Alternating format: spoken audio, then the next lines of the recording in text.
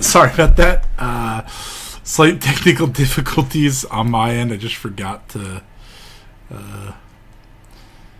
have things lined up. There we go.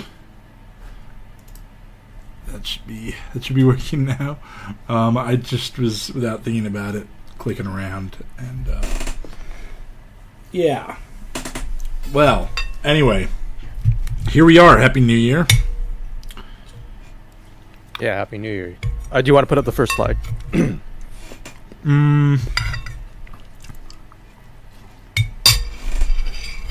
don't want to reveal it yet?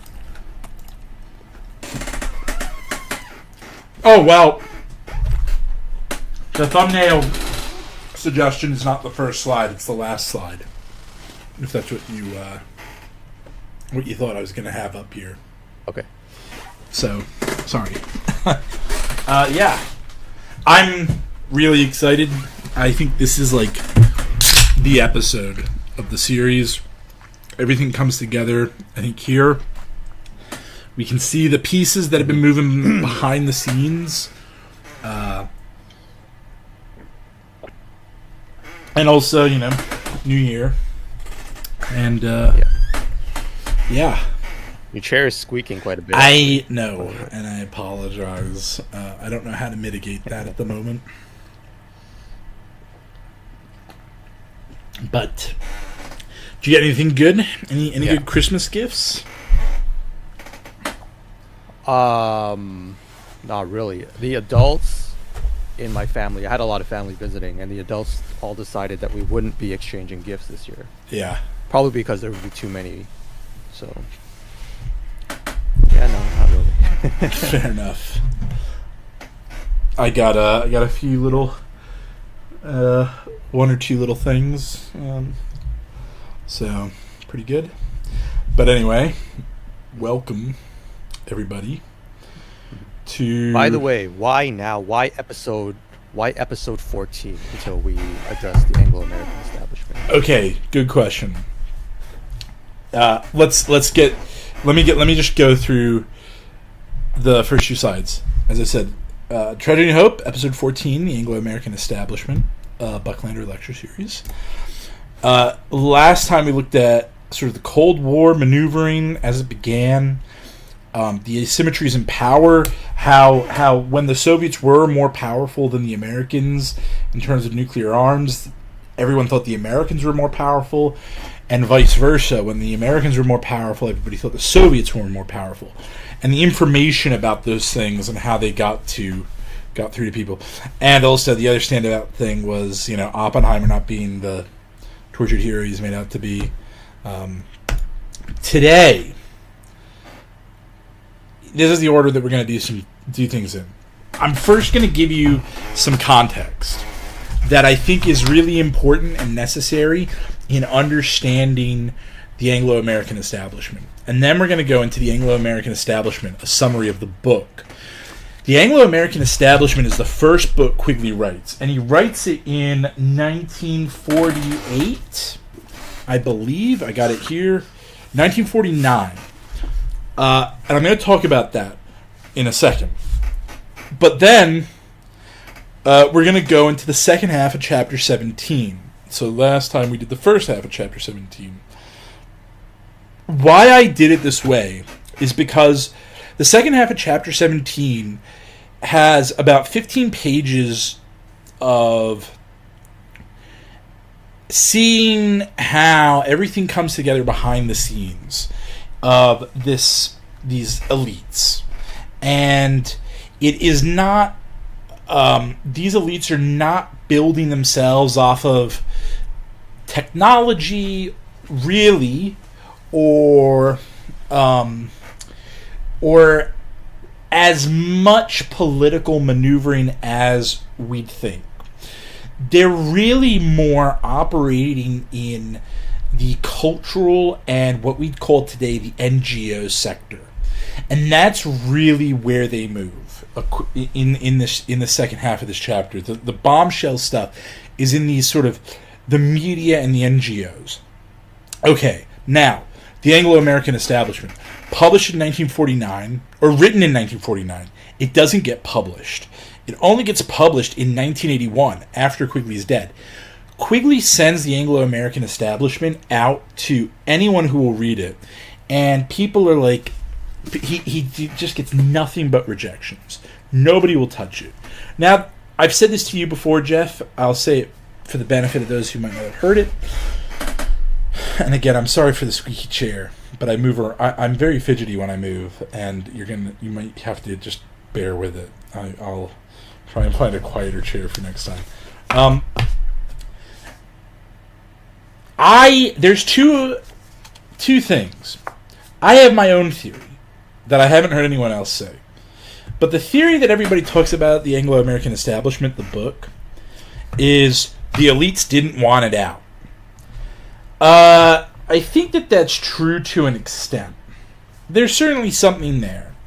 My theory is, though, it was a bit more mundane, which was, it's not a readable book.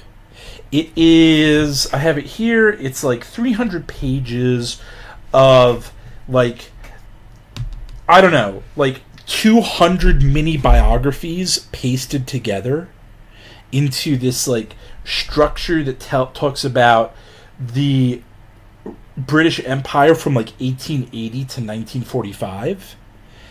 And it's a great source book.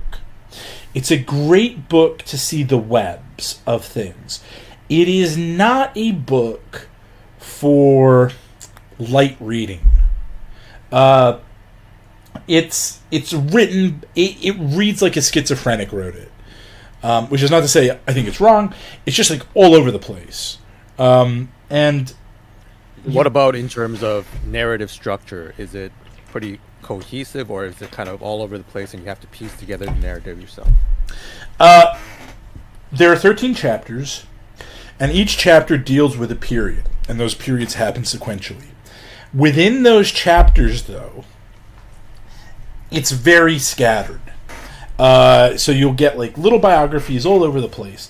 And it's not always clear how the introduction of this new little biography he's given you I've just opened up randomly to a page. Chapter 80, or page 80. Maris's son, Adam D. Maris, born in the year his father went to the Transvaal, is today still a member of the Milner Group. After graduating from Winchester School and Trinity College, he went to work with Lazard Brothers. There's no doubt that this position was obtained through his father's relationship with Brand, at that time the manager of Lazard. Young Maris remained with the banking firm for 10 years, but at the outbreak of war he joined the Ministry of Economic Warfare for a year. Then he joined the All Souls Group that was monopolizing the British Embassy in Washington, originally as first secretary and later as counselor to the embassy 1940 to 1945. After the war he was British Foreign Office representative on the Emergency Economic Committee for Europe as Secretary General. In 1946 he returned to Lazard Brothers. It is that over and over and over and over again. That so it's it can sometimes get a bit much. And I really want to take it and do something visual with it, because I feel like visualizing this information will unlock a lot. That's a work in progress. I haven't really gotten there yet. But I would like to do that at some point. So I think it's as much stylistic as anything else. Now, Tragedy and Hope gets published. It's written after this, but it gets published before this. So Quigley picks up in the second half of chapter 17. He talks about the American establishment from 1910 to 1960. Now, it's a weird thing that he calls this book the Anglo-American Establishment, because there actually, in the book, there isn't actually much to do with America. It's mainly the English side of things, the British side of things. But in the Tragedy and Hope, chapter 17, it's very much the American side of it. So this half a chapter of chapter 17 is very much like an appendix to the Anglo-American Establishment. So that's why I've done it this way, because I thought that we wanted to talk about the book, The Anglo-American Establishment, and it didn't really fit in anywhere unless we were going to do it at the sort of towards the beginning of the series. But I knew this half a chapter was coming, and I thought it would be better to sort of put these two together and see how they're operating together. So that is the logic.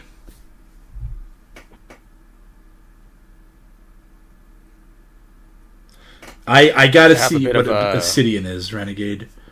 I have a bit of a thing I want to get into, but I don't know if I should just hold off. The whole Kissinger thing that we were talking about this morning. Yeah. You're gonna before while I'm giving I think the place to bring it up will be at this gap between my context and Quigley beginning properly. Now I know that what this series is what Quigley says. It really isn't about what I think, and occasionally you may have noticed, occasionally I may let my biases filter through, particularly on America and things like that. But I always try to preface this, right? I think it's obvious what's mine and what's Quigley's. I have done a lot of thinking about the Anglo-American Establishment, and Quigley picks it up.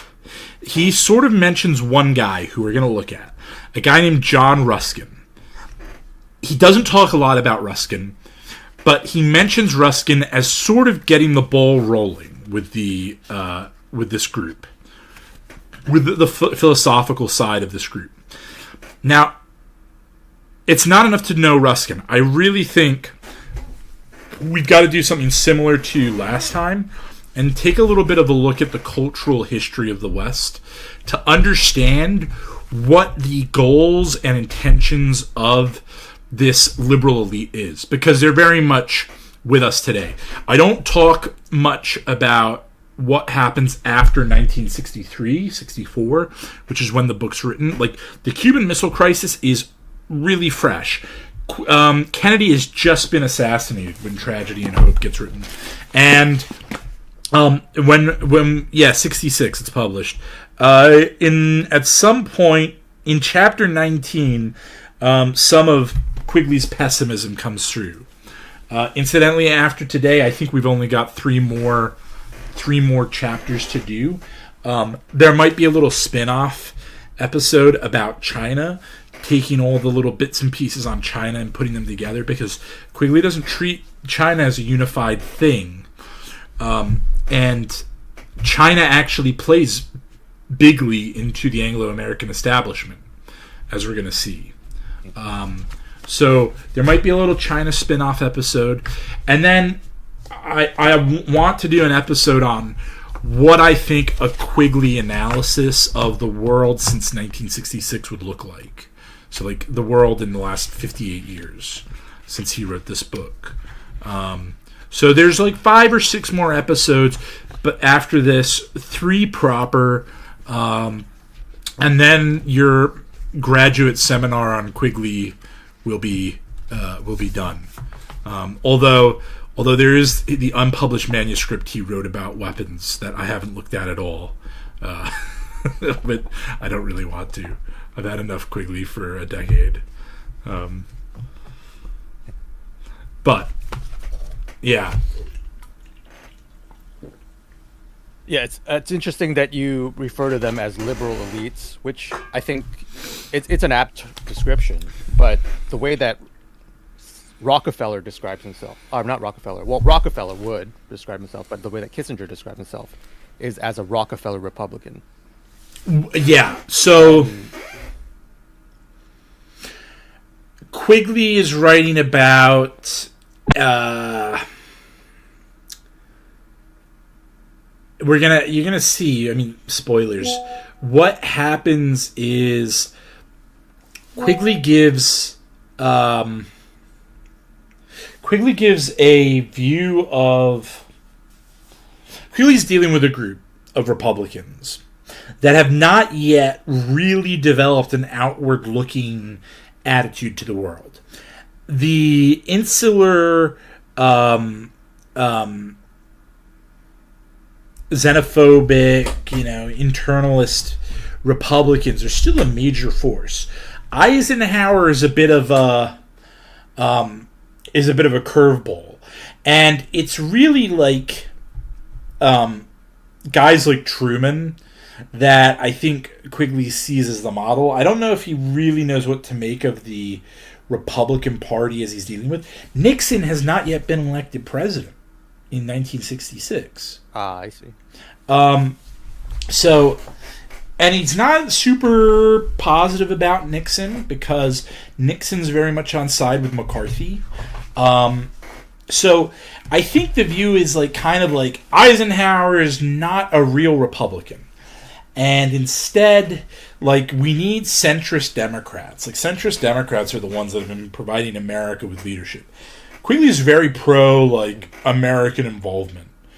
Quigley's very pro-liberal elite. He's not part of them, but he is, he's a cheerleader. And some people I think there's this little clip. I haven't watched Dyer's bit on Tragedy and Hope. I think you sent me a little clip where the suggestion was Quigley was part of this thing. If he was, they don't advertise themselves. So Quigley wouldn't, it's a weird thing for Quigley to write this book if he were part of them. And I find it quite plausible. I think someone spoke off the record to someone after Quigley died that Quigley was definitely we knew about Quigley. He wasn't one of us, and he never was going to be one of us. But I can read something I have for later. I might as well read it now. There's no reason to not read it now. Let's have a look here.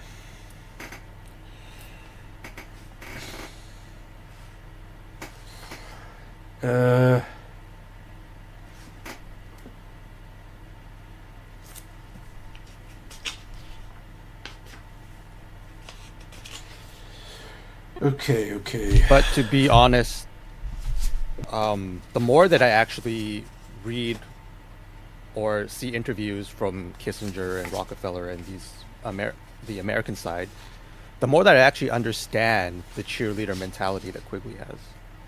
And the more that I even sympathize with it, even though I disagree with fundamentally what they do and how they approach it.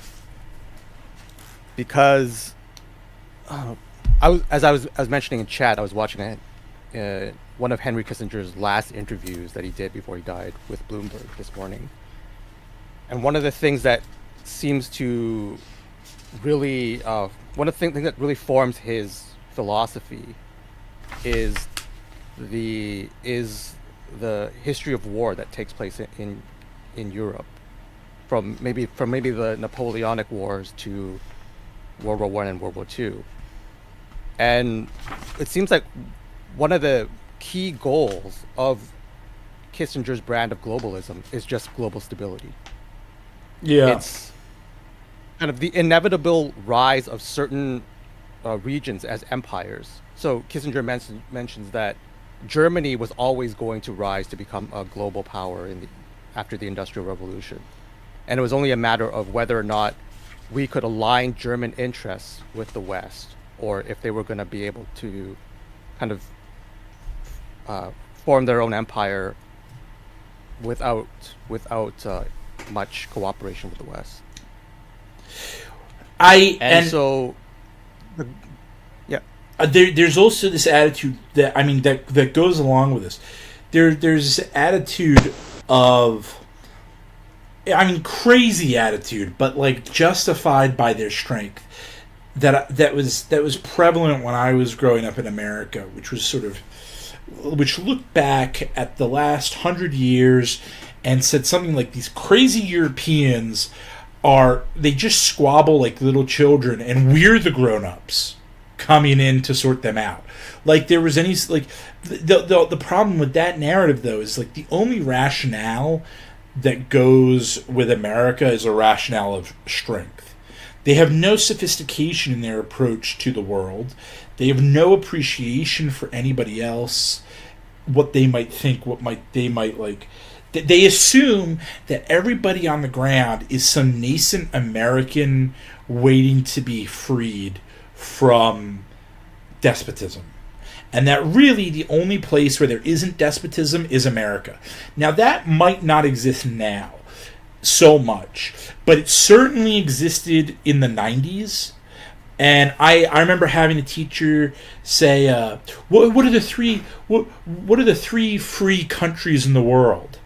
And he'd go, well, everybody would go like, well, America. And then he'd go, and you, Bucklander, come on, you'll know this one. And I'd go like, Britain. And he went, yep. And you know what the third is? You want to guess what he thought the third was? Boomer, Republican. Guess what he thought the third, only the third free country in the world was? Israel. Yep. And looking back on that memory, it's just like crazy. Like, what are you talking about? Like, the French aren't free? It's like I mean, when I look back at the way I grew up in the American education system, I just want to do that scene, that opening scene from The Newsroom, where he's like, what? We're the greatest country on earth. Blah blah blah blah blah. Like, I wish I'd done that. I wish I could go back and. Sorry, you were saying, but I agree. The world.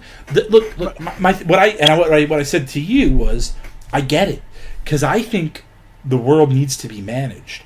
I just think that the Americans do an awful job at it. But I think from a realpolitik perspective, it does make a lot of sense. Like, you have the Anglo-American Empire, or alliance. You keep. By the way, I'm just changing slides so that there's something nice to look at instead of just a wall of text. But go on. And then you have these regions of the world which rise and fall, but there is this inevitability to them kind of rising again to compete with this Anglo hegemony. And so, strictly from a nation building or empire building perspective, as America, what do? Right? Do you let these other competing regions build themselves up without cooperation with the West? And do you let them form their own alliances and their own interests and let that get out of hand? And Kissinger repeatedly mentions the nuclear age as something that's also very significant in this. That it's qualitatively different. The world is qualitatively different from 1945 onwards. Exactly. Yeah. Or the alternative is that you get in early, and you work with. So China is the kind of shining example of the Kissinger approach. You get in early, and you cooperate with them the whole way to manage ultimately how that nation develops into an inevitable empire. Yeah. Yeah.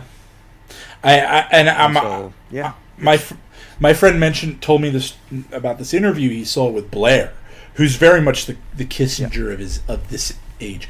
If you don't know this, Clinton did not want to really get involved with Serbia and Kosovo. Tony Blair had to talk him into it. And in many ways, the Brits under Blair sort of paved the way for Iraq. They validated that American scene with Colin Powell sitting in the UN, going, "Here are the trying to be Adlai Stevenson," right? At that Colin Powell moment in the UN when he's talking about WMDs was referencing and meant to be like the Cuban Missile Crisis, where Adlai Stevenson gets the Soviet ambassador to say in the Security Council unequivocally, there are no nuclear missiles in Cuba. And Adlai Stevenson goes, well, that's great. Now that I've got that out of you, let's take a look at the pictures that we have of the nuclear missiles that are in Cuba. And he gets the Soviets right where he wants them. And the Soviets look like idiots. Colin Powell was trying to do the same thing. And it was very much backed up by supposedly British intelligence, and the whole point of it was this sort of liberal interventionism that like we're going to help the world come along, and those bits that aren't going to do it, we're going to nudge, and when the nudging doesn't work, we're going to slap them. But it's very much done along the lines of what we think is, and we're going to talk about this. This is the context, right?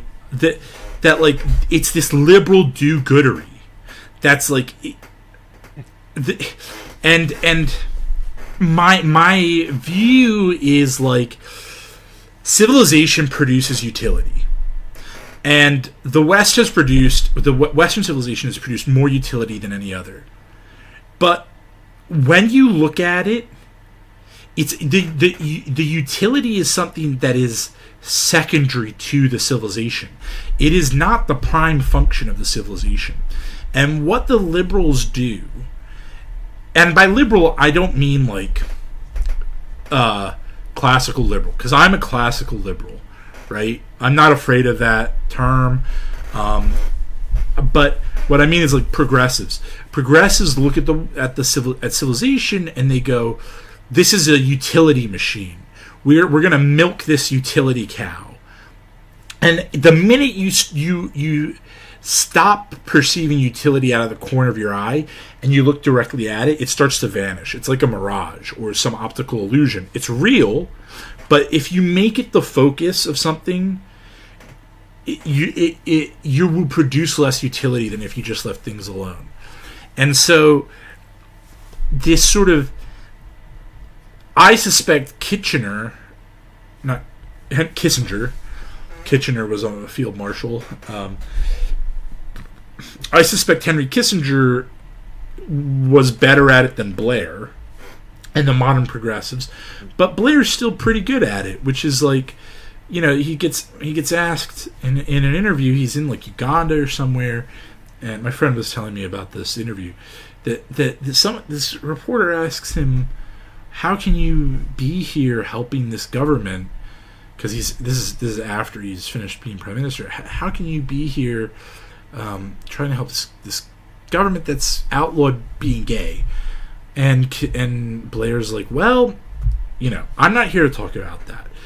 Do I wish it was otherwise? Yes. But I just want to try and get Uganda going, right? I just want to like get the utility machine rolling here. And we'll worry about being gay later. He's pragmatic, but he's still ideologically motivated. He's just more realistic than the average person. So, yeah, that's the other thing that I wanted to say is that when you listen to Kissinger and these people talk, it seems like what they're talking about is levels and levels above the kind of clown show that we get in the culture war and daily news. Here we're talking about immigration. Immigration, I'm not downplaying the significance of immigration policy, but at the level of Kissinger, they're talking about how do we keep the empire alive and the world stable for the next 100 years. They're not talking about trans stuff or the new Daily Wire movie. I mean, it's worth mentioning Spengler here, right? Like, and because I'm gonna show you someone in a second. My context begins with the Renaissance here, humanism, and Spengler says, Western man, with perhaps the exception of Egyptian man, is the only one that sort of finds himself out of time, that he can see himself in a historical process, and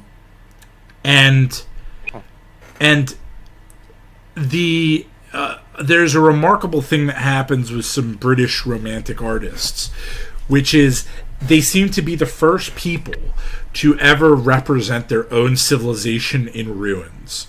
And so there's this idea in the West that we are heading inevitably towards the collapse of our civilization in this Spenglerian way. And some 19th century English romantic painters painted London and like the Bank of England in ruins.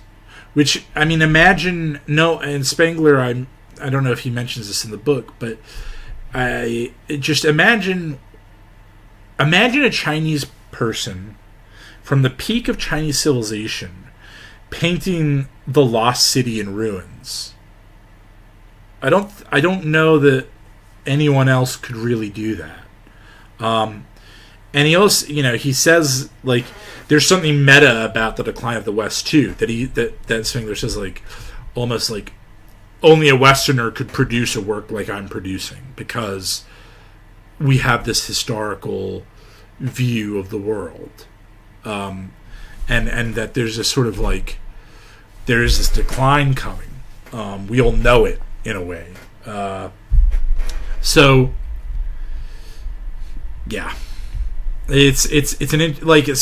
that leads me to say, like, this utility, this like pursuit of like Kissinger and the empire, and how's it going to survive 100 years? Spengler would say it's not. Like, or if it does, it will not survive in a meaningful, like, it's dead. There's these physical structures, but it's spiritually dead. So, yeah. Spengler is a good segue. If you think about this more and think about what I say in this little bit of context that I give you, right? So I'm starting this in the Renaissance, because the Renaissance is when our civilization is born, according to Spengler. It starts before that, but really it gets its expression defined in the Renaissance under a particular guy, a poet. I'll give you a hint, Jeff. He's a poet. And I put this up, School of Athens, just because I think it's the quintessential Renaissance painting. Do you want to guess who this is? So the poet who begins our civilization, is that the question? Yeah, the Renaissance poet. And it's this statue right here? Yeah. I have no idea who that is. I was hoping you were going to say Dante, but it's not Dante. I was going to say Dante, but I don't think that's Dante in the statue. It isn't. It's Petrarch. And the consensus amongst Renaissance scholars is that Dante is in some ways like the last medieval poet, and Petrarch is the first Renaissance poet. And Spengler says Petrarch is the guy who puts voice to this spirit. He's sort of lost in time. He's looking back to the ancients, but he's also thinking about moving forwards. And the view that emerges in the Renaissance is what we call humanism. Now, there are some Gnostic undertones to the Renaissance, which are worth talking about in another episode. But humanism is difficult sometimes to reconcile. Depending upon who you are, Protestant, Catholic, and Orthodox can all agree that somewhere along the road, Christendom went wrong. They just disagree about what time it was. Now, some very Protestants, I don't think, have a problem with humanism. They might talk about the Enlightenment, right? I've come to think that I'm not gonna throw Western civilization on the bus. The problem isn't Western civilization in and of itself, and I include the Enlightenment as part of that. The problem is the route Western civilization has taken, or the way in which Western civilization currently exists. I used to do the thing of There's like, a whole Knights Templar rabbit hole that I don't want to go down right now, but it is there. That we'll save that for another episode. Okay. So here's the problem: is if you go down that rabbit hole of like disavowing aspects of Western civilization, you're quickly left with no Western civilization. And I still think that there's something here that's going on in the last. I'm sorry, Jeff. I'll say it. Even after the schism, even after the Great Schism, there's something going on in what was formerly the Western Roman Empire, that there's some magic that's captured. There's some spark that's captured, and I don't think it's Western Christendom selling their souls to the devil, and having some and letting themselves be corrupted for some Faustian exchange, even though Spengler calls us the Faustian civilization. I don't think that's what's happening. I don't think it's in. Yeah, I don't think it's entirely. I mean, that is kind of a dominant Orthodox. I know. I don't think it's entirely that either. But I do think that there is some truth to that. I think there's a way in which there are compromises, but it is not fundamentally flawed. We're told, when I look at Genesis, and when I accept sort of the broad brushstrokes of the narrative of Enoch, I don't accept Enoch as being canonical, but I can sort of, fine, there's some interesting things in there. I don't see it as, you guys gotta live in the dirt. You don't it's okay to build things. It's okay to build towers. But the problem is when you start to build the Tower of Babel. When the spirit of the thing that you're doing is done in rebellion, then that's the problem. It's not in so much the thing itself. And that really is the first humanist project. What? Of Babel. Well, the Tower of Babel. I don't think so. I think it's the first technocratic. I don't read the humanists as being like in rebellion to God, but they do believe in like acting in the world, right? Whereas the medieval conception is contemplation. For the change that happens is we got to get out there and start doing things proactively. We are responsible, and I think what the shift is the medievals go like, oh, we're responsible, we're all sinners. The humanists sort of go, but we're responsible for our sins, and likewise, if we're responsible for our sins, we're responsible for our behavior as well, and so we can start to make things better. There's a project to engage in this world, in a way that the medievals don't embrace, and that is the big. Yeah. That's the big thing that happens with humanism. They really absorb the Orthodox perspective on that would be that it is true that human beings do have a project in the world. That project is actually through the church, through baptizing the world. And I think where the humanists stray from that is that the project takes place outside of the church. Because the Orthodox have this inherent Caesaropapalism to their view that eventually, like, the church and state will coexist prior to in a sort of in an amillennial sense. But I think the humanists would go, the Western view would be something like, there's a reason for the separation of church and state. There's a reason why things take off in Italy and the rest of Europe when they finally say to the Catholic Church, we still believe, but there's a reason why we have kings and not just priests. There's a reason why we have these sort of states and not just the church.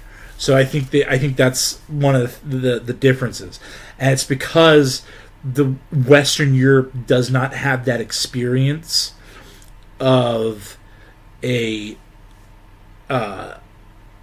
emperor in the way that the East does. The emperor of the West, Charlemagne, is not a he doesn't have rights at the altar.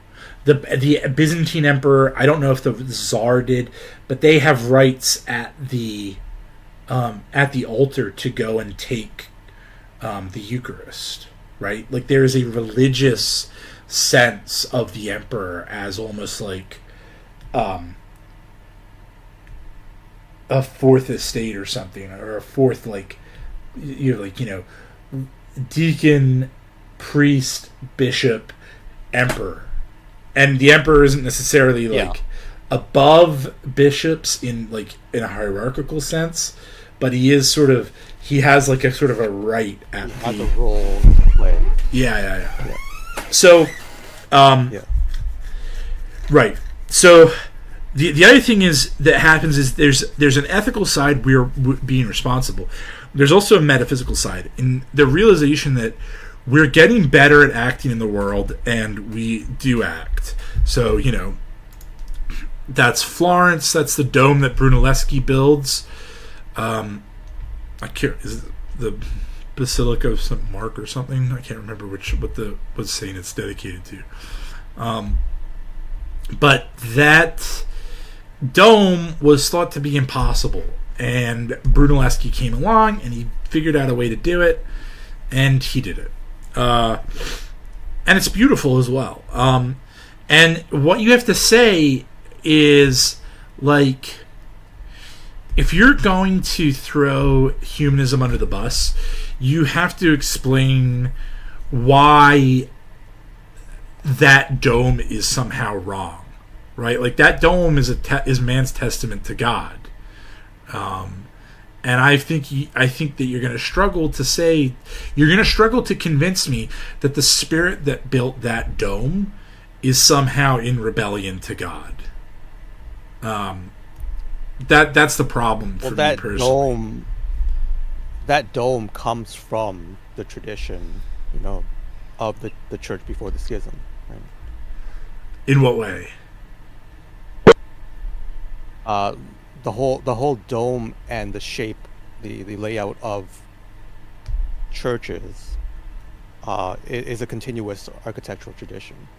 It's a symbolism of heaven and earth, right? The meaning of heaven and earth.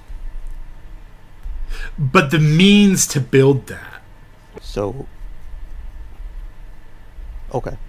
That's so I'm with you that that they built this space that the church went without a dome for 50 plus years, maybe 100 plus years, and they built this dome. They built that space with no idea of how they were going to, build. And this is a story recurring throughout Western Europe in the Middle Ages. I can't speak to it in Orthodox Christendom, but one of the recurring themes was, we're going to start these generational projects that the people that start it, their grandchildren aren't going to live to see it finished.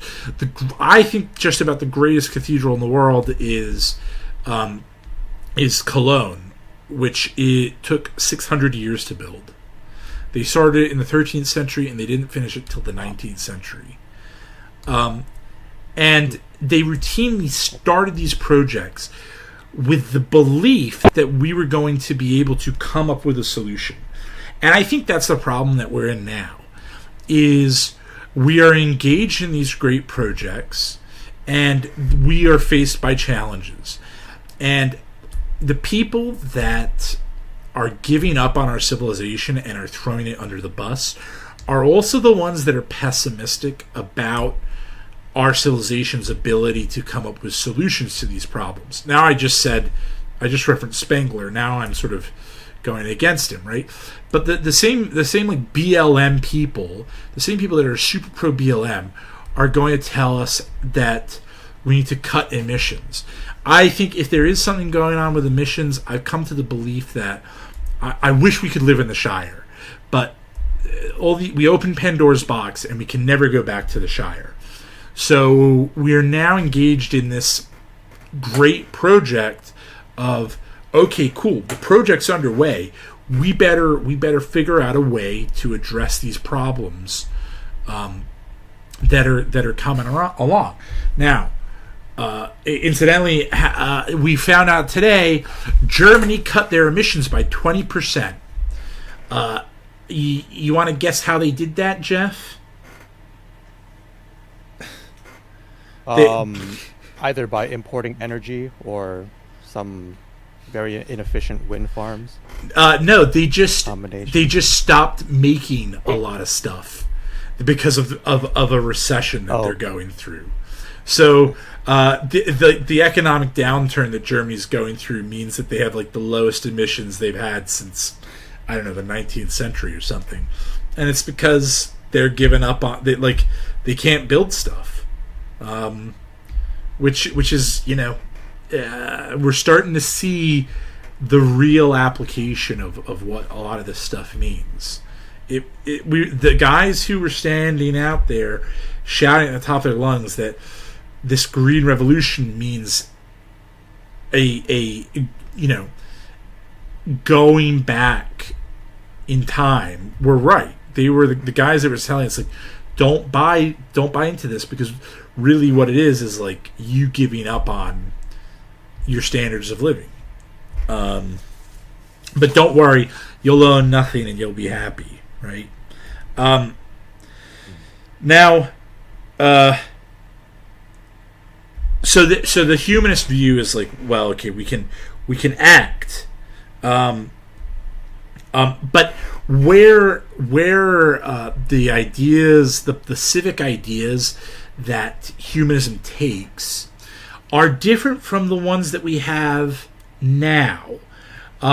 So while it influences the moderns, it's different, because there's very much a sense of obligation to the city and a sense of cultivating oneself, but also cultivating the city as a whole. And it is not just, creation of Gibbs, right? That's not what it's about. It's an Aristotelian sort of quest for virtue on the part of the city. It is not a utilitarianism, which is what we have today. The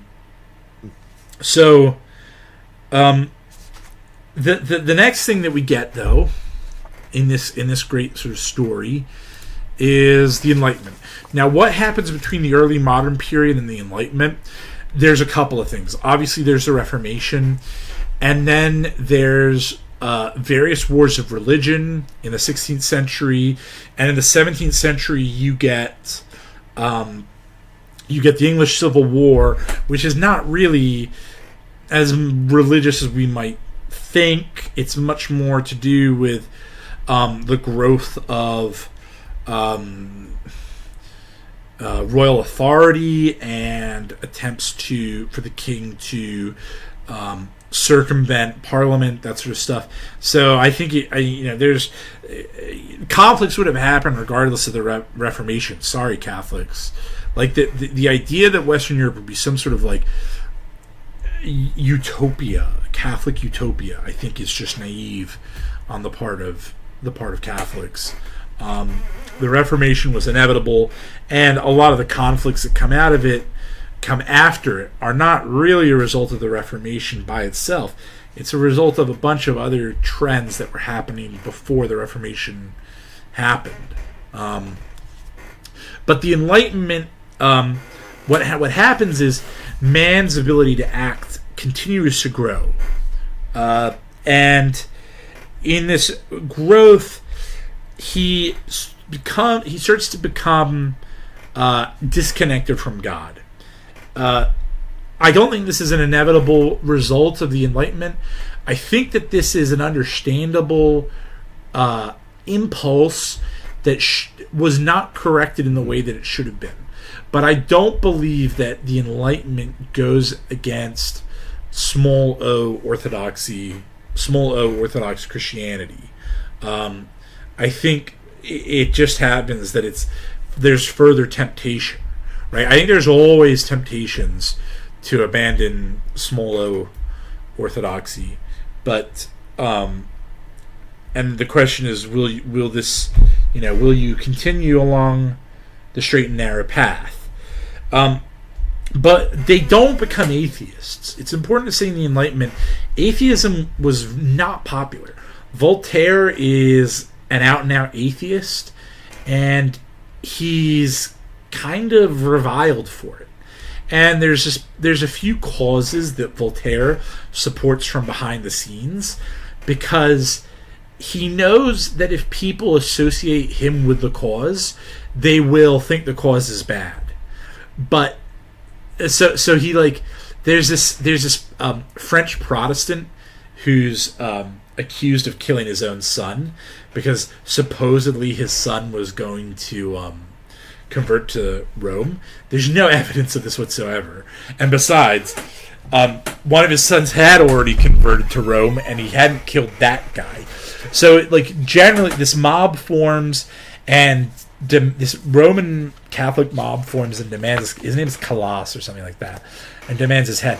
And they get him, and he is sentenced to be executed. And what happens is Voltaire campaigns for him behind the scenes because he knows he's executed. And so Voltaire campaigns for his name to be rehabilitated and for his widow to be compensated. And he does so secretly because he knows that I'm Voltaire, and if people associate me with Calas, the Calas cause, then they're going to think, oh, well, the Calas cause is bad. And we get this sort of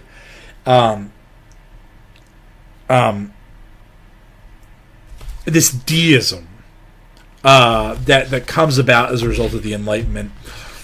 God has we're even more responsible than we were before, and we're responsible to follow the principles that the Creator has given us, that we should be able to figure out via our natural reasoning.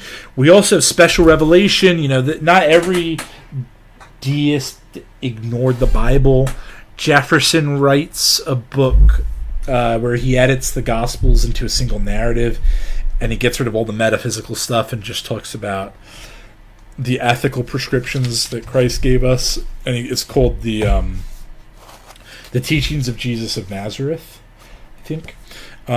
So they're and again, they're more able to act. And what comes about is what sets it apart from humanism is more ethical responsibility, more ability to act, but also this new formalized process of investigation, of rational sort of trial and error, isolation of cause and effect in a way that the humanists did not do.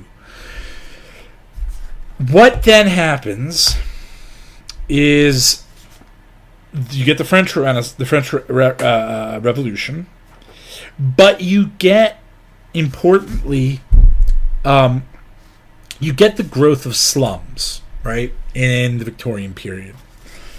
And what you get is the virtues that were being pursued by humanists and by the Enlightenment start to shrink into the background with the rise of industrialism. And now, what is industrialism? Well, in the abstract, it is it's in many ways it's the sort of macro application of cause and effect applied to production, right? It's reducing things to numbers, reducing things, material to thousands of tons, reducing laborers' hours to, man hours, and in many ways, utilitarianism is an industrial solution to an industrial problem. You've got these domestic slums, and you've got, Indians on the other side of the world that you're responsible for, hundreds of millions of Indians. And the sort of human condition gets men get responsibility for the human condition at such a scale that it has to start to be thought of in these very sort of numerical ways. And do you know who this is, Jeff? Want to take a guess? Or not a guess? I should know this one. Anyone in the chat? Yeah, I don't know. I've seen it. I've seen the space before. This is John Stuart Mill, right? He invented feminism, basically, and utilitarianism. And what happens is, I'm trying to read my notes here. They're sort of, at some places they get a bit sort of chicken scratchings. So I mean, in this way, okay, what happens? Man has made himself a god with utilitarianism, right? The Enlightenment. There's a god out there somewhere. He's not gonna help us, but he has a way that he wants us to act. The transition is, well, we are God, and we are able to act, and we're able to construct moralities that we decide about the value of utility that they produce, and that which produces the most utility is therefore the best. Now, one of the great responses to this, one of the classical responses to this is, well, okay, how much utility do you get from playing a game of tic-tac-toe? Well, let's say you get one utility. And how much utility has the painting here, the School of Athens, produced? Well, let's say it's 1 billion utility. Combined over its lifetime, it's produced 1 billion points of utility. Well, that means that 1,000,000,001 games of tic-tac-toe are worth more than this painting. So this is a legitimate response. And so, like, were you ever to come to have to choose between 1,000,001 games of tic-tac-toe and preserving this painting, you ought to choose the 1,000,001 games of tic-tac-toe. And this is meant to show the absurdity of utilitarianism. So now, but here's the thing: who really falls for utilitarianism? It is a bunch of nonconformists, children of nonconformists, who have either never been Anglican or abandoned the Anglican Church, because it really gets off the ground in England. It is not Anglicans. People who want to say, oh, it's Protestants, I don't think that that's right. It is those Protestants of the Anabaptist tradition, more so than classical magisterial Protestantism. You don't see Lutherans going down this road, you don't see Presbyterians going down this road, and you don't see Anglicans going down this road, not in the same proportions. Everyone that I have seen that really goes down this road of being like an example of the liberal, like this first generation of the liberal elite that we're going to talk about, they are all the sons of like Baptists or a group called Plymouth Brethren, or they're involved with Christian Science. They are really they're not Protestant, right? In the way that I would define it, but no true Scotsman, right? So now this is John Ruskin. John Ruskin was an artist and a philosopher, and Ruskin is at Oxford, and he lectures the guy on the left here, that's Arnold Toynbee. That is not the Arnold Toynbee that wrote the book about civilizations. That is that guy's uncle. And he dies very young. But he sits in on these lectures by John Ruskin. And he absorbs these ideas. So, Ruskin... and Ruskin's particularly concerned with what's happening to these craftsmen in the Industrial Revolution. They're losing their skills. They're being turned into industrial workers, and they are going to the slums. Their standards of living, they're losing this sort of romanticized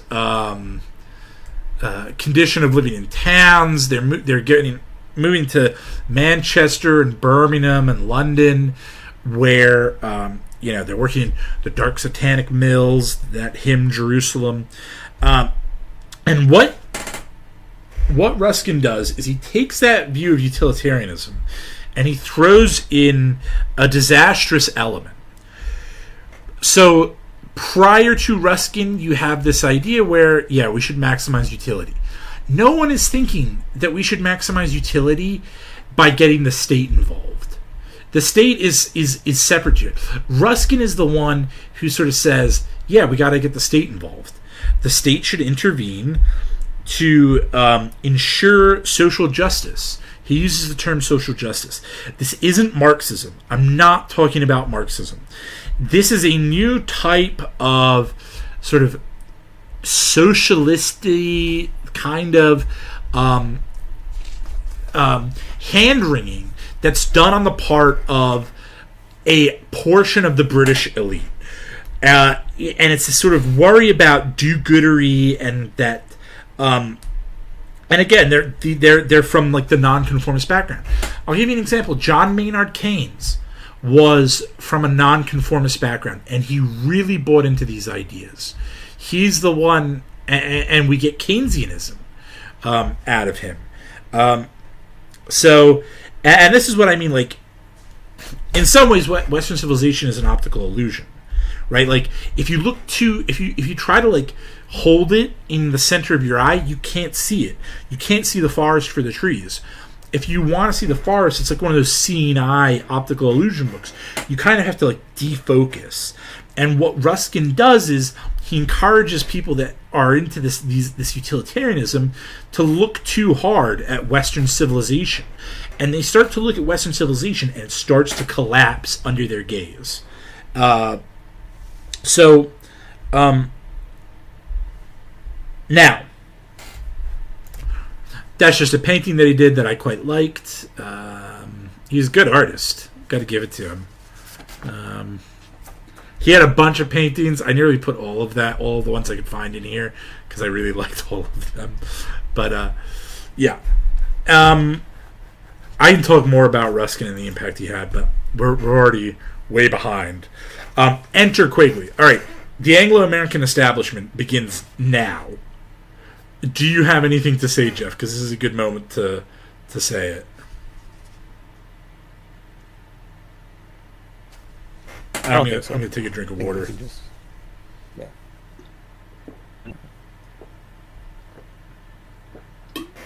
All right. Are there any questions from the chat?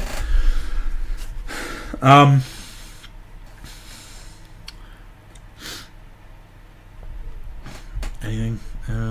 Bueller. Why can't I not see? Okay. So, why can't I see the chat? I'm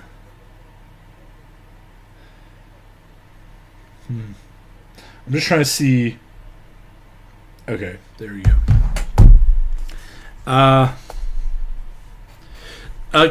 So the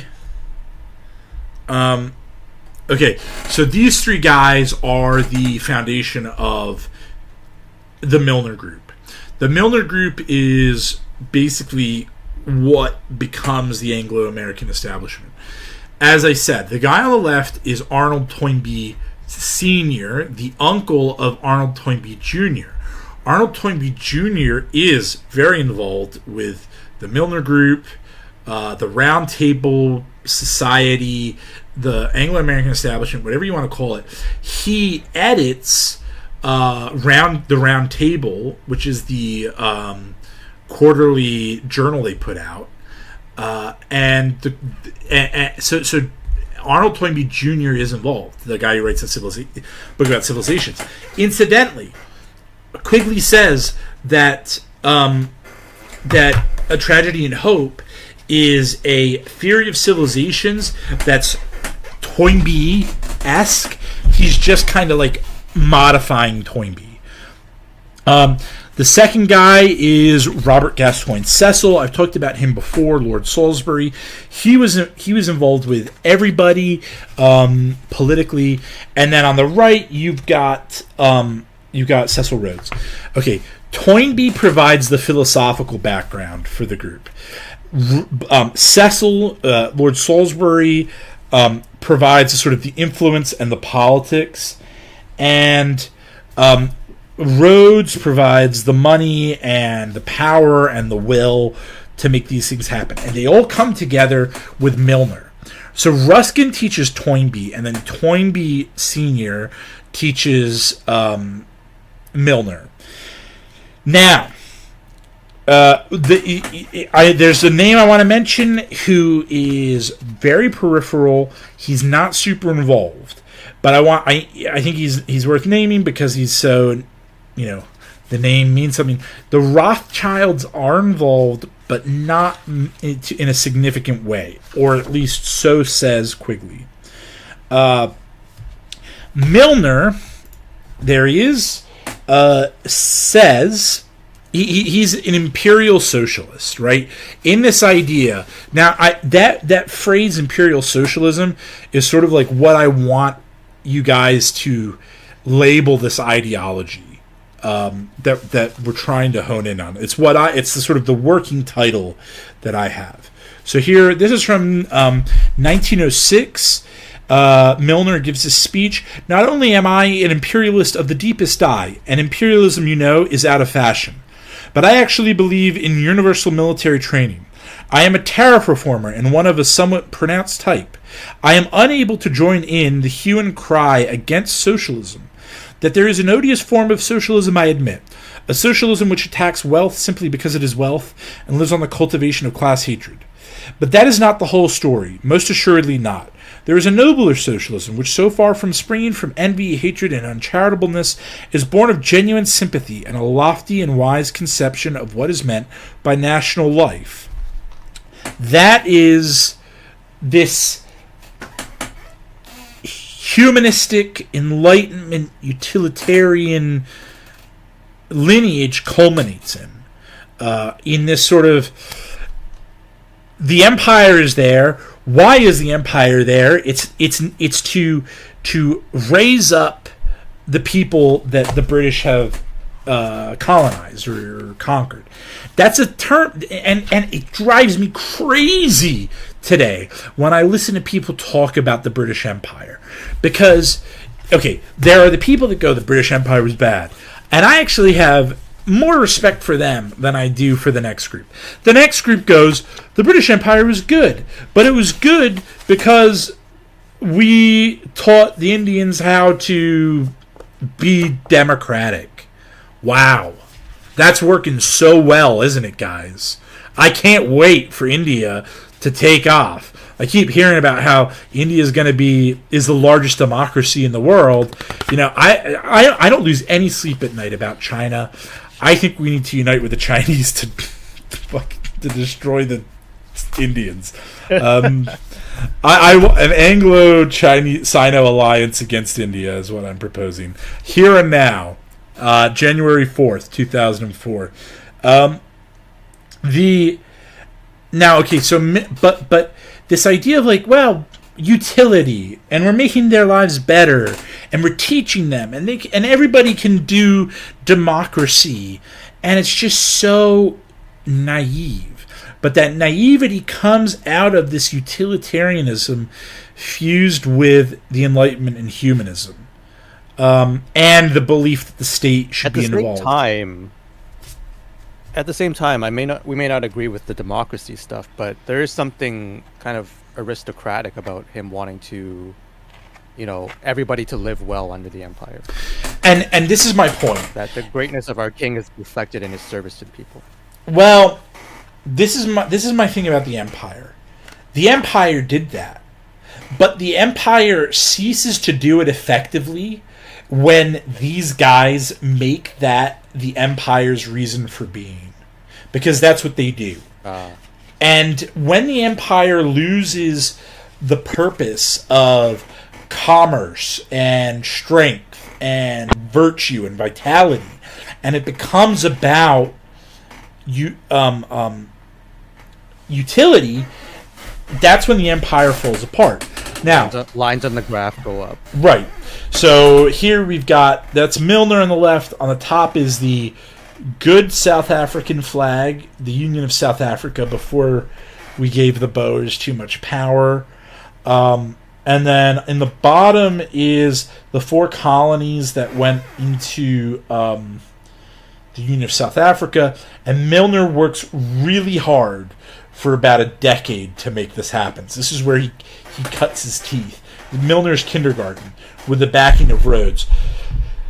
There, you got the Cape Colony in the west. In that little gazelle down there is Natal. The one in the middle is Transvaal, or is Orange, the Orange River Colony, and the top is Transvaal. I believe that's what it is. And there's two little holes in the map. One is Swaziland, and one is Eswatini, or Lesotho, or whichever it is, which are to this day these little like tribal enclaves, but they're sort of these like reservations for the Xhosa and the Zulu that show up. So the thing about this group though is they're really, really involved with the media, that is newspapers, and they're writing their own history. So they start this thing of writing anonymously, and so they'll go out and do something and then write about it anonymously and be like, look how great this thing that this guy did was. Well, yeah, I could do that too, but it's not really like an accurate representation of what's happening. And these guys control the narrative, and Rhodes gives them money to buy up newspapers in particular, and they really control that narrative. There's a number of guys that are really, really significant. The Astors, Jan Smuts, who becomes the premier of South Africa, a guy named Lord Lothian, but the guy I really want to talk about is this guy, Lionel Curtis. Lionel Curtis is probably the most important person you've never heard of in the 20th century. Also, just to say, this is largely an Oxford movement. They're all high achievers. They're upper and middle class guys. There are no upper class idiots in this group.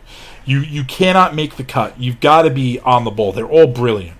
And the middle class guys get absorbed into the upper class. They marry sisters and daughters. And they are particularly come out of the Oxford colleges of New College and Balliol. And also to say, the South Africa is really important. You eventually also have, in that top left corner of the map, that's where what we call Namibia is today. Namibia joins as a 5th province. It was German Southwest Africa, and after the First World War, it gets given to South Africa and becomes Sudoest Africa. So Milner leads this process of unification. There's a few other things that get unified at the same time, 2 of which you're involved with, Jeff. We get Australia, and the Australian unification is incomplete. to this day. The Australian unification's been on hold for 100 years, 120 years, because there's somewhere that was always intended to be part of Australia, which is New Zealand. And if you look at the Australian Constitution, there's this like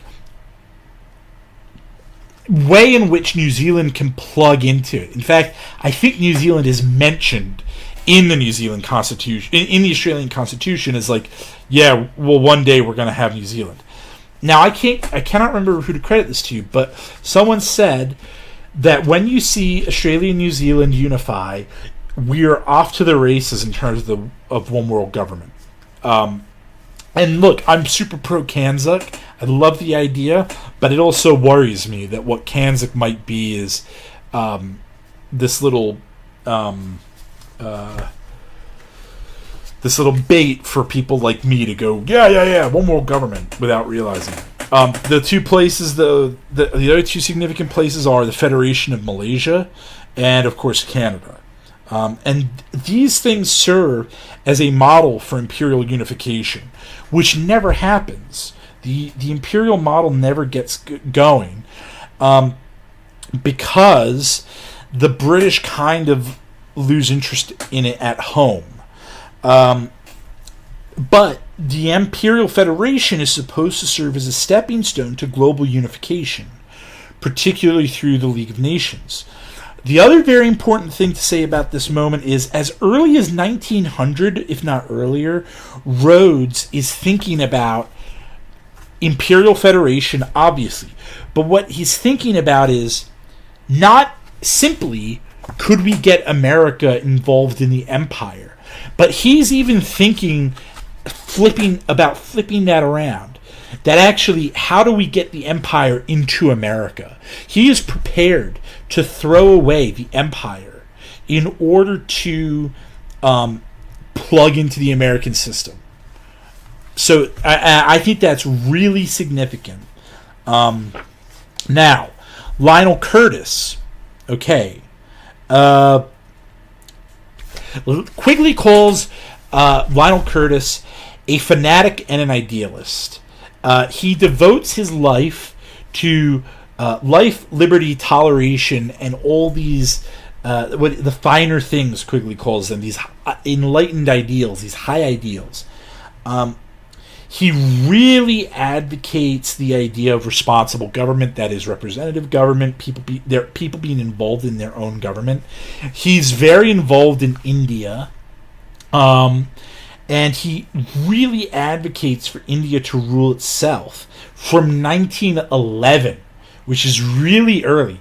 I think if you'd said to the average British person before the First World War that India should and could rule itself, they would have laughed in your face. He's the one that coins the term Commonwealth of Nations. He proposes that we drop the term British Empire because it's too imperialistic, and pushes for this phrase, this term, the Commonwealth of Nations. But he has one weakness, which is the weakness of the Milner Group as a whole. This is what Quigley says, and that is they have not a very good idea about economics. They're great at law. They're great at scheming and propaganda and these sorts of things, but none of them is thinking about how are these plans going to work economically. And very significantly, he's a Christian scientist. A lot of them are Christian scientists. He writes a book called Civitas Dei, The City of God, in which he says, history is leading us to a one-world government, of which the cornerstone is federation of the English-speaking peoples. Now that's depressing to me, as I said, because, I'd love Kanzuk. I'd love it. I'm just going to pause here and do some rapid-fire rounds, because that is the end of the Anglo-American Establishment, right? Now we're moving on to the second half of Chapter 17. Really quickly, the second half of the chapter is about America. Now, there's a lot there's a bit about it that is not about the establishment, but just about the structure of America in the period of 1945 to 1960. I've talked about a lot of it in the previous episode, the internal conflicts in the American military, how the generals of the Army and the Air Force and the admirals of the Navy are competing for resources. They have the system develops whereby they procure millions and millions of dollars from the military-industrial complex. They retire, and they go straight into working for the companies that they were procuring from.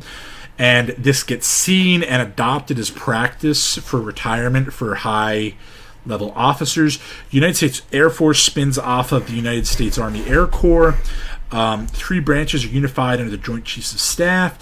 Strategic Air Command comes out as the winner under Curtis LeMay, who serves a unusually long term. In the U.S. military, the convention is you serve 4 years in a command. LeMay served 8 years as commander of Strategic Air Command. He gets it set up, and he really pushes for this massive fleet of bombers. The other thing that happens is communism falls apart as as a player in American politics internally. It's true that there's communist infiltration under Roosevelt and the New Deal, but after 1948, there's really not much communist influence in the government. This is what Quigley says again. And then he goes on to use this to talk about McCarthy. McCarthy was a bully, but he also was acting, and he didn't understand that people resented him for this. He was amoral. He was just appealing to this medium of television. Eisenhower yields to McCarthy, and Nixon sort of comes on side. And the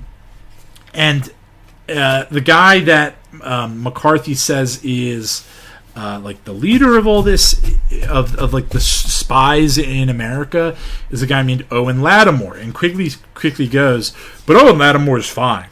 Also, Owen Lattimore is part of the Anglo-American Establishment. Oh, okay, great. Thanks, Quigley. Let's have a look here. Yeah. And now we're into the part of the chapter that deals with the Anglo-American Establishment. One of the interesting things that comes out, the guys that... So the Round Table group that started under Milner gets spin-offs in each country. In the United Kingdom, it's the Royal Institute of International Affairs.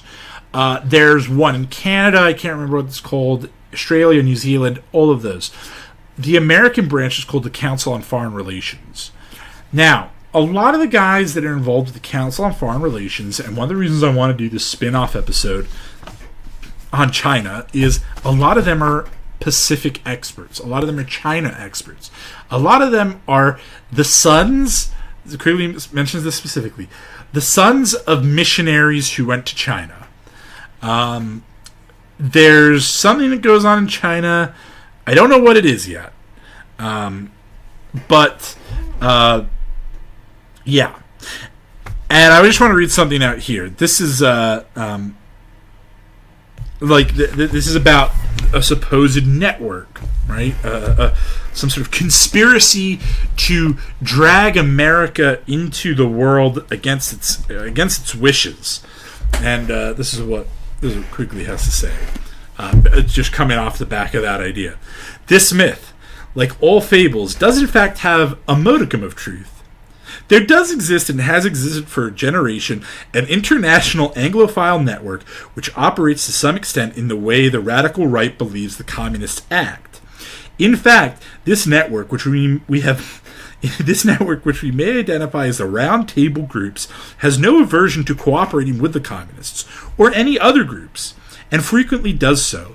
I know of the operations of this network because I have studied it for 20 years and was permitted for 2 years in the early 1960s to examine its papers and secret records.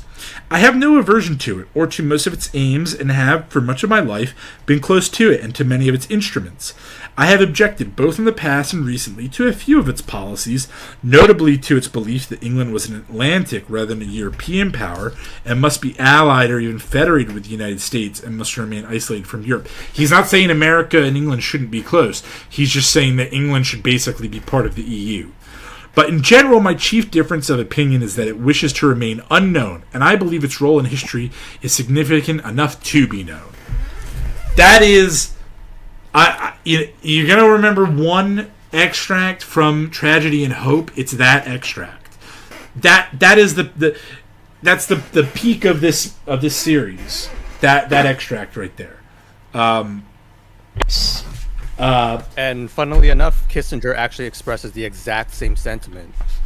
Yeah. Kissinger actually agrees with Brexit, actually.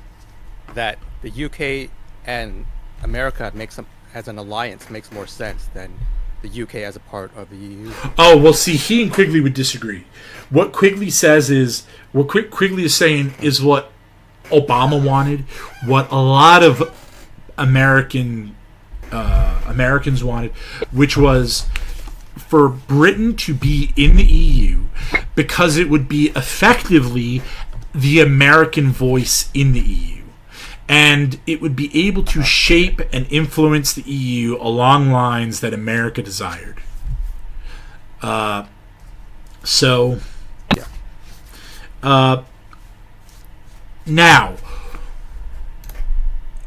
the guy in the bottom right is Michael Straight. Michael Straight is the son of Dorothy Whitney, who became Dorothy Straight when she married his dad, who then became Lady Elmhurst.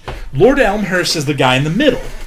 Dorothy Whitney is the daughter of the family that we know via Pratt & Whitney airplane engines. They're very involved in the production of aircraft. She marries a guy, Dennis Straight, I believe it was, Willard Straight. And the two of them, using the Whitney fortune, set up a little magazine called The New Republic. Now, The New Republic Quigley says, is probably, at least at the time, was one of the main vehicles that demonstrated the alliance of Wall Street and the left wing. It's funded by Dorothy Straight, and it's edited by a guy named Walter Lippmann, who's a member of the Round Table groups, and her son is Michael Straight. I just picked a random cover of the New Republic that sort of conveys the ideas that are present in the New Republic. Now, Willard Straight dies, and Dorothy Straight moves to England because she's American. She's not English. She moves to America. She moves to England and marries Lord Elmhurst, who I love his eyebrows. I included that picture mainly because of his eyebrows. Mike is raised English. He runs for Parliament. He doesn't get a seat. And then the Second World War breaks out, and he moves back to America after the war and takes over the editorializing of the New Republic. And the New Republic serves as a venue for basically international finance. Now, at one point, apparently, Stalin wanted Mike to run for president of the United States. He thought that Mike could be a viable candidate, and that Mike was essentially a controlled asset of the Soviet Union. That is something not found in Quigley. That's something I discovered later. Now, the way that these things happen is the New Republic is a good example. Is a new set of tax laws come about in the at the beginning of the 20th century, which are ways in which these wealthy guys like J.P. Morgan and Rockefeller and all those other guys and the Whitneys can preserve their fortunes by using them and sort of sequestering them in the realm of non-government organizations, NGOs, so that they don't have to pay inheritance tax on them. So it's sort of this way of like sequestering their money. And what do they use their fortunes for? Well, by and large, they use those fortunes in the creation of foundations that advocate for a particular set of internationalist, interventionist sort of ideals. Now, let's see here. There's this group is really involved in propaganda roles in Latin America and Asia, and Mike Straight does this sort of. It's a complicated story, but he pulls off this little like trick where he makes the he sort of gets rid of a political contender by aligning. He sort of brings the communists and this guy named Wallace in with him, and he puts Wallace and the communists together, and then he gets out. And Quigley says that essentially, like, Mike destroys communism as a force in America. It doesn't mean leftism, but communism. Quigley describes it as the most skillful political coup in 20th century American politics. There's the Morgan Bank is really heavily involved with these guys, and the thing, one of the characteristics of them is a torn loyalty between the UK and the US. Now, there's some conspiracy theorists who will tell you, like, well, if you really want to know where, like, the heart of things are, it's really like the City of London and the British monarchy, and they somehow, like, actually still control America. I wish they were right. I don't think that's what's happening. I think if they were right, things would be a lot better. I think the power's in America, guys, but I might be wrong. So there's a sort of communism that, like, is really appealing to these people, and they sort of twist it into this sort of, like, Anglo-American cosmopolitan socialism. Is it Fabian socialism? Is it fair to call it that? Yeah, I think that's part of it. I don't think that it's really defined, though. It's more just like, oh dear, we must do something about the, it's just that sort of. It's just that sort of spirit. I had a friend. He said to me, like, the most dangerous words in the English language. He was saying this in particular reference to Trump and what's his daughter, Ivanka.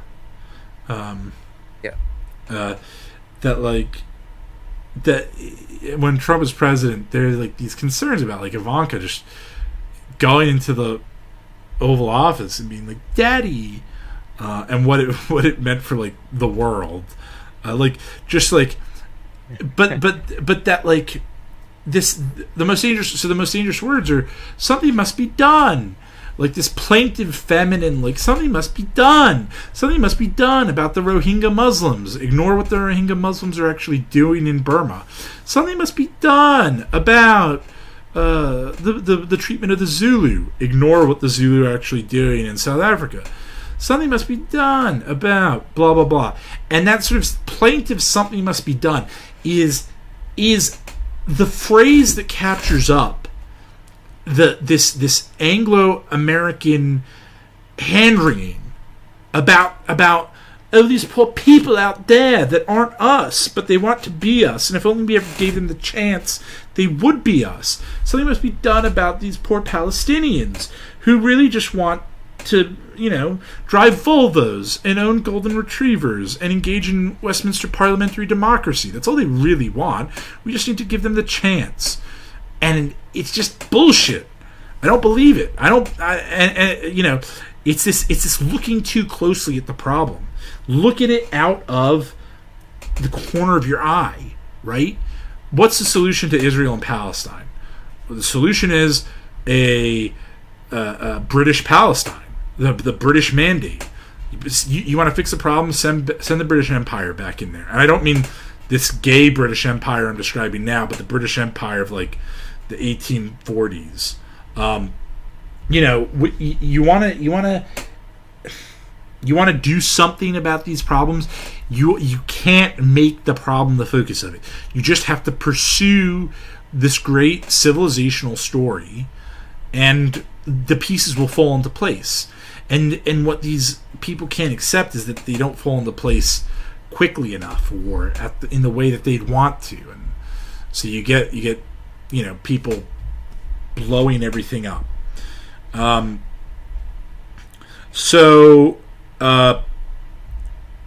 What happens is, as I said in that quote of Quigley's, roundtable groups are really prepared to cooperate with communism. Have you ever heard the phrase Chatham House rules, Jeff? Yeah, Chatham House rules is like... I've heard the phrase. Yeah. What it means is it's an open discussion, and we're not taking notes.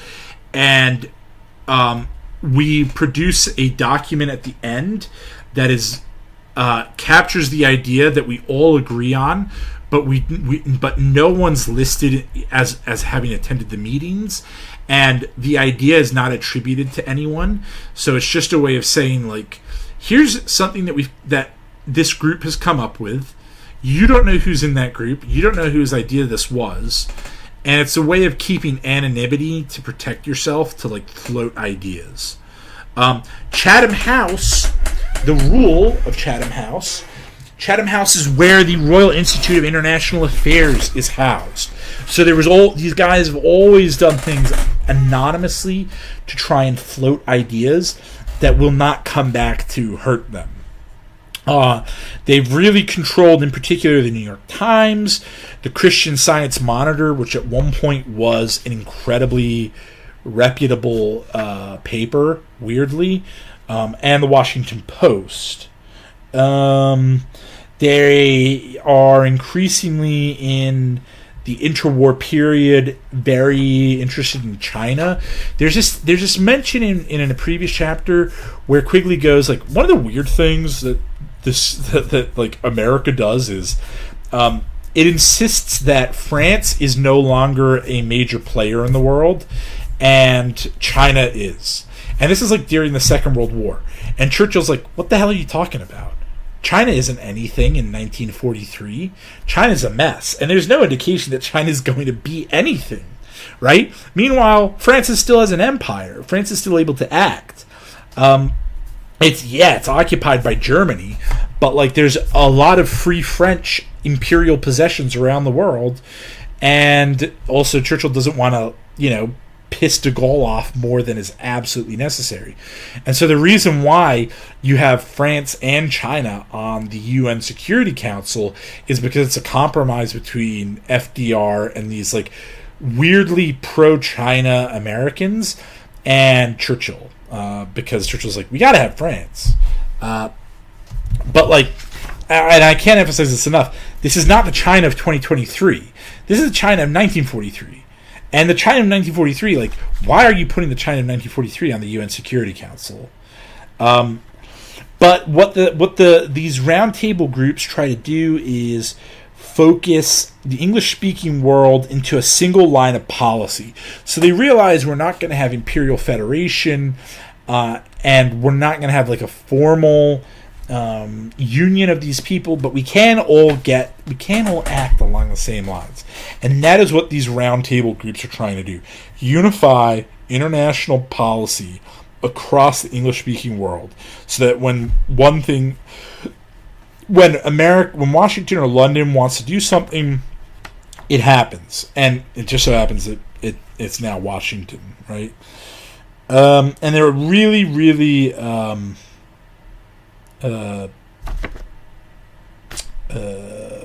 internationalists in trying to civilize.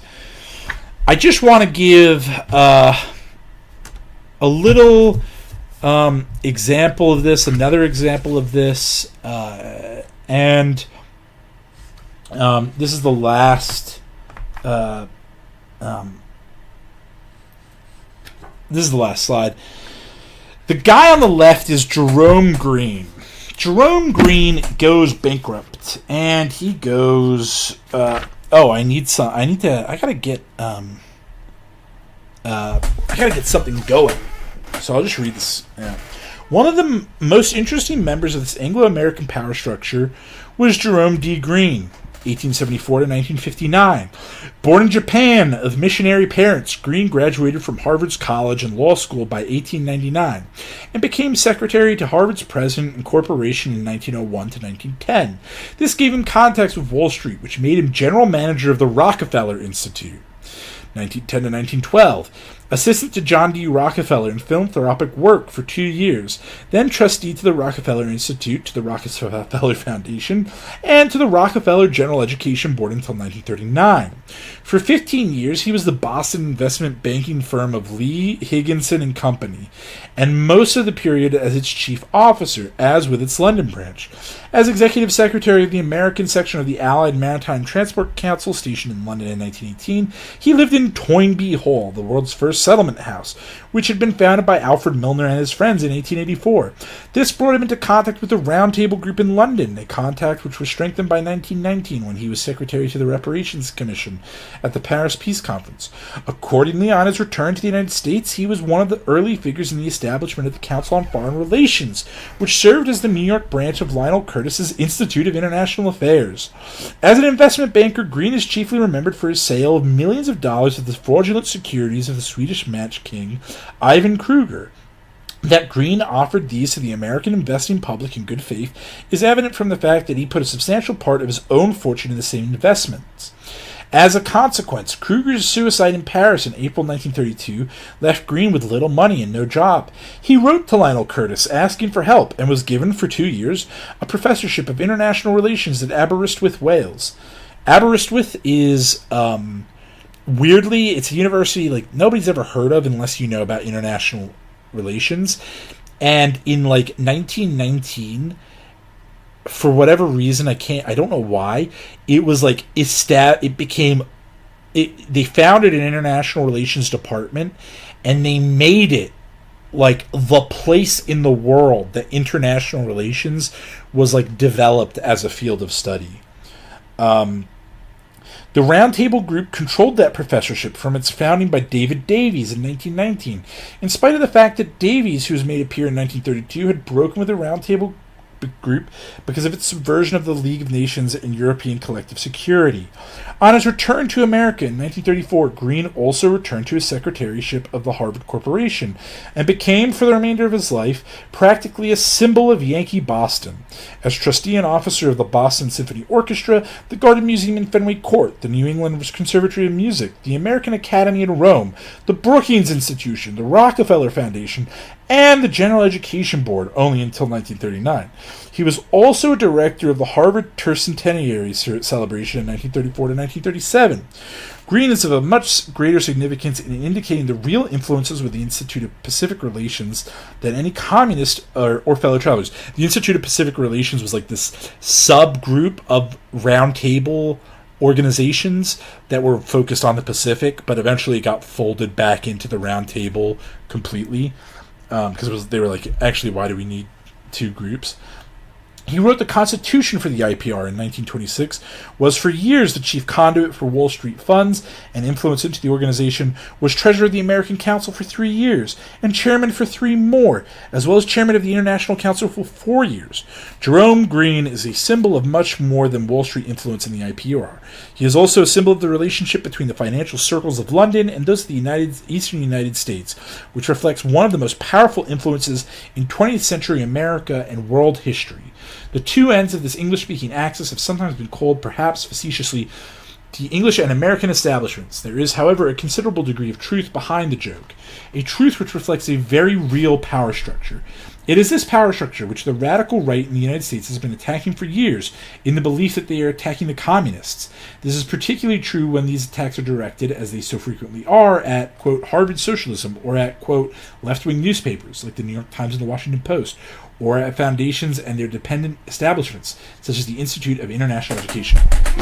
So, I've got up here Jerome Green on the left, and I've got the Brookings Institute with a certain elderly gentleman giving a speech there.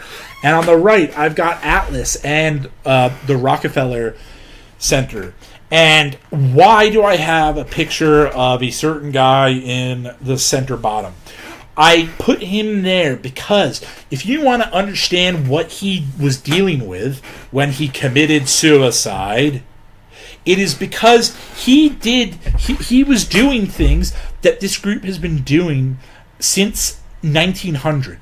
He was very heavily involved with all these guys who are part of the elite, and the way that he achieved interactions with them was throwing money at their foundations, throwing money at things like the Rockefeller Foundation and the Brookings Institute and the Lincoln Center and the Kennedy Center, and these sort of things, these arts, these things that are associated with like the arts and culture. And you go, what do they have to do with trafficking children? Well, it's all part of this network, because when these people get to a certain point, they put their money into these things, and they shift things subtly under these in something like the roundtable groups, which is about international politics. But they also are shifting things in centers of culture and culture making, like the Boston Symphony Orchestra or the New York Symphony Orchestra, and like. Yeah, we're gonna put on this symphony written by this black they them, who hates America or hates England, and something. It's the way things go. It's the way things go. And unfortunately for the guy in the center bottom, he lost his usefulness. He became too obvious and too public, and that's why he committed suicide. And I've been going for 2 hours. So it was a big one. But yeah. I think this was the most important one yet. To that, I'll add that every culture or subculture seems to have its kind of way of being edgy and always pushing the boundary. So it's obvious in our own circles what's the most edgy thing, direction that one person can go in. And for people who are, American socialites and the elites, for them, edginess is something else. It's it's pizza stuff and Marina Abramovich and that kind of thing. So there is a social pressure for people at that level to kind of, if they want to be high status, to engage in that kind of thing. So I have, along those lines, Jeff, I have one explanation for why Quigley might have actually been part of this group, even though he was disavowed, and even though he says, I'm not actually part of this group. Because if you really want to go down the rabbit hole on being edgy, one of the explanations I've heard is that part of one of the things that Satanists have to do is they have to kind of advertise themselves as Satanists. Like it's some like I don't know where where I can't remember this where I heard this, but it's like one of these things that I've heard that like. A Satanist has to kind of like advertise themselves. It's part of like their call to so that like, but not in an obvious way, and that maybe perhaps Quigley was advertising himself in this sort of like, yeah, it's out there, but it's like one of those. It's like that scene from The Princess Bride, right? But I poisoned it, but you knew that I would poison it. But I knew that you knew that I would poison it, right? Like it's this eternal regression of like, where does the bottle stop spinning on this stuff? Yeah, I don't think Quigley was part of anything. I think Quigley was a good guy who was had reason to think in 1966 that. There was real hope for an American-led version of the Anglo-American project, but I think that he was wrong about the transition that happened in the interwar period from like realpolitik empires to ideological blocs, and his belief that the American-led ideological bloc was going to be positive, I think, is where he makes his mistake.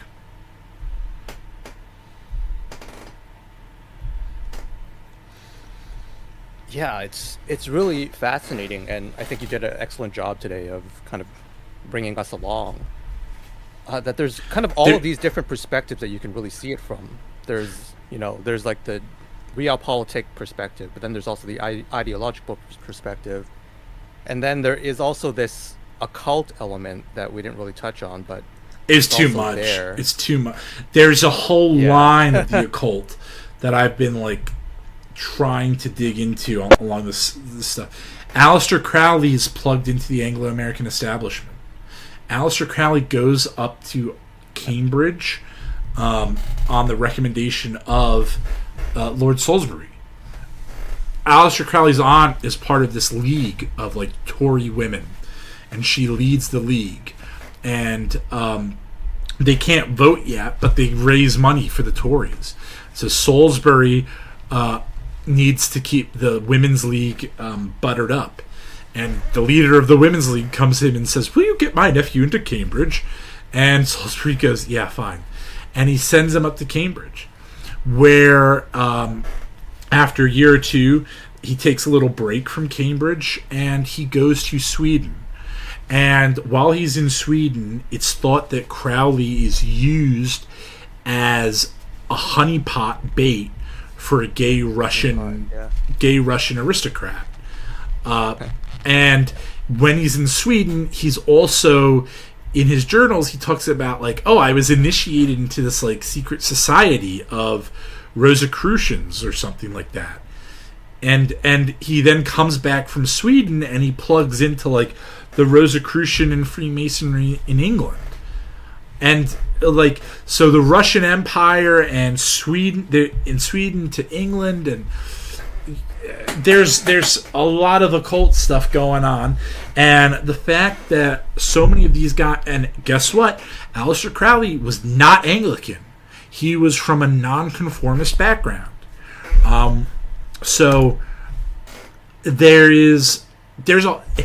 I could spend a lifetime going through this stuff, right? Each of these people that I've mentioned deserves an episode on themselves. It's so big. It's so big, and it's not. Is it an accident or is it intentional? Well, it's both. These things come together, but there's definitely something there. And after the accident happens, oh well, it's just accidental that these two guys met, but there is something intentional about it afterwards, because they stay in touch and they make an effort to stay in touch and they make an effort to keep that link, and they marry each other's sisters, and then their sons go off to school, and then blah blah. And so what starts as accident becomes intentional. And I feel like I'm going crazy. I feel like Charlie. I feel like that scene from It's Always Sunny in Philadelphia. Yeah, this is kind of what I felt like for a number of years as well. Even though I haven't dug all that deep into it, it's like every thread that I pull on, it's just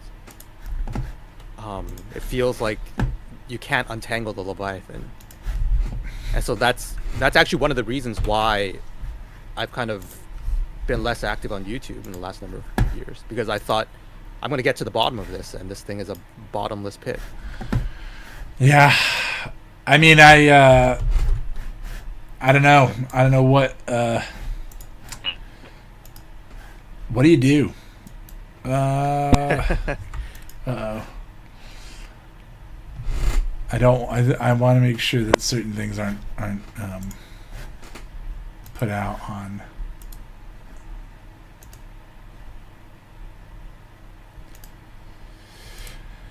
Yeah, Doug has a question in chat. Mm-hmm.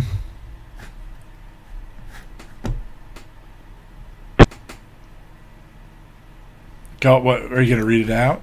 Basically, how does Quigley's view of history compare with other historians like Leo Strauss, or specifically Leo Strauss? I'll tell him if he tells me what Leo Strauss's view of history is.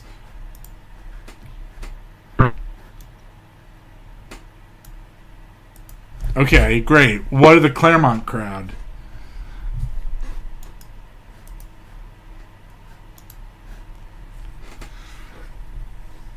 I haven't read about them. I've only read around them.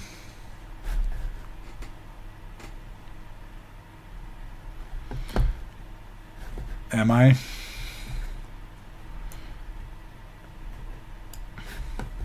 Jeff, can you hear me? Yeah, I can hear you. Okay. Yeah, I don't know. I don't know anything about those things, so I can't speak to them.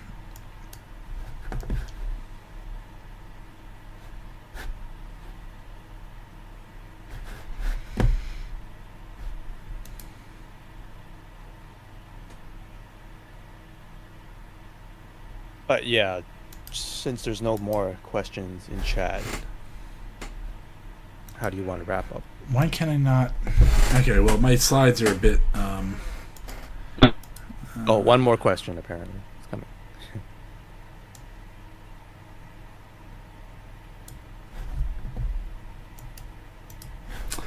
What's going on in my thing? I don't know.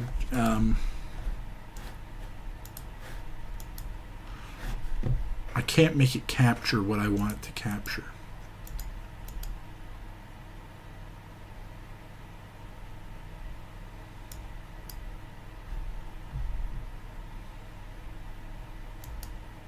There we go.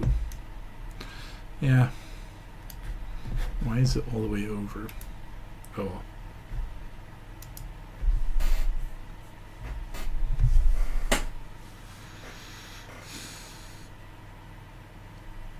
Okay. Well. Anyway.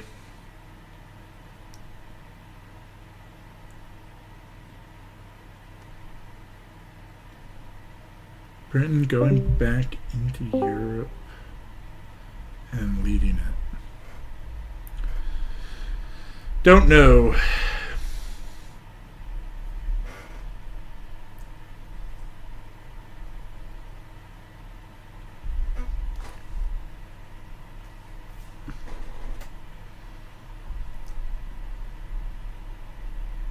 Tube 2 has finally come to the realization that's what it's going to have to do.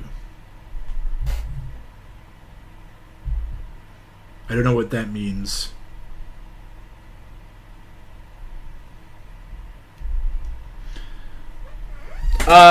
If I were to make a... Okay. I'll say this in response to no, not really. I don't think the French ever really got into it. The Germans were not a power to put one in. The Italians were crazy. If you read Operation Gladio, you'll see like the West was really worried about Italy. Italy was the place where, in many ways, the Cold War was fought on the front lines in Europe. There were lots of like Red Brigade terrorists. So that's yeah. Churchill proposed an Anglo-French union. The French never took it seriously. But look, if you want to think about from a Spenglerian like recurring historical things, the obvious example of to be made between Britain and America is that Britain is Greece and America is Rome. But what happens to Rome? Well, eventually Rome falls and power transfers back to Greece. Now, I think that there's a possibility that if Britain plays its cards right, that politically it could become the Constantinople to Rome. But I don't know that that's the case.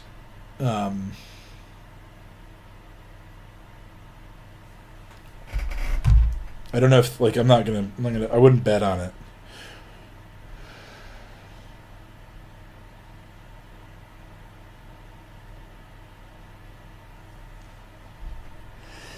Because they didn't need to.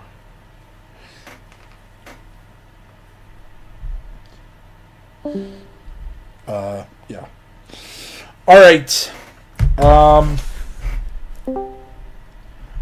Hello, Jeff. You back? Yeah, I got disconnected. Damn it. I was doing a little plug for today's.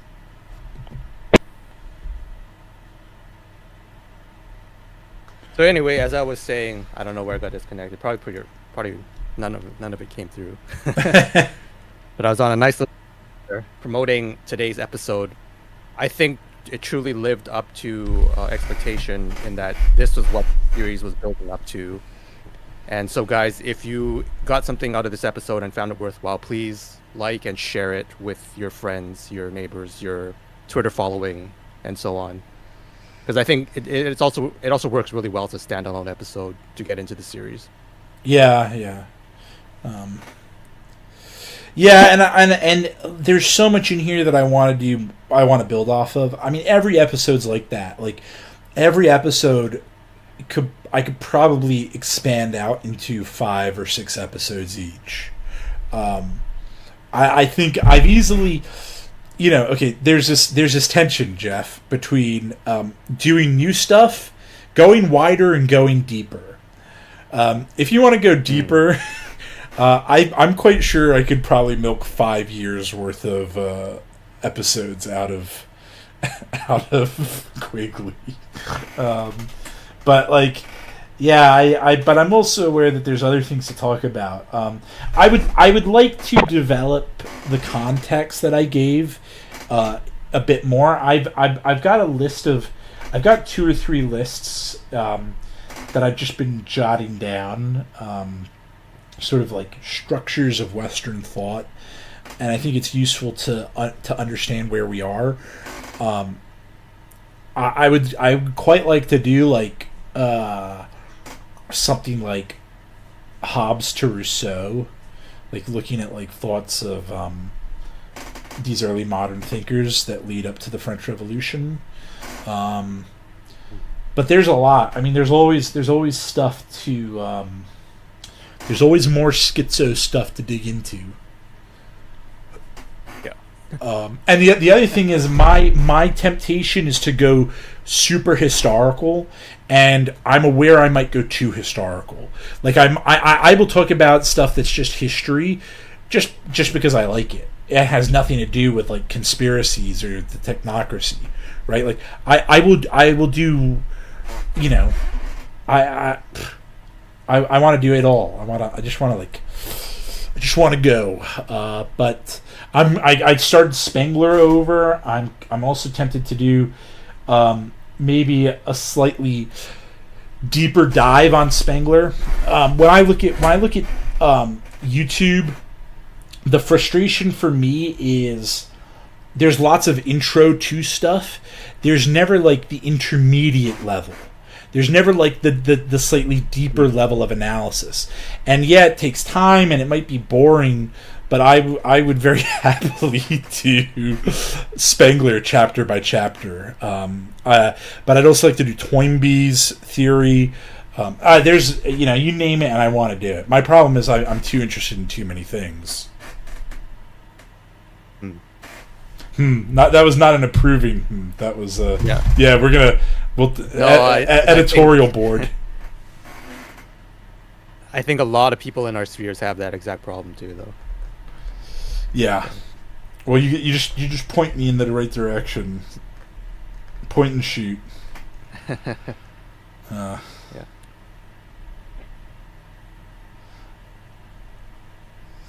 Yeah. If you guys. AG and anyone in here, join the Discord if you are enjoying talking about this stuff in the server. Yeah, but thanks for coming, guys. And I'm gonna play some music. It has nothing. I just like this music, and it's. Because I want to leave it on a slightly lighter note, so yeah, don't read anything into this music.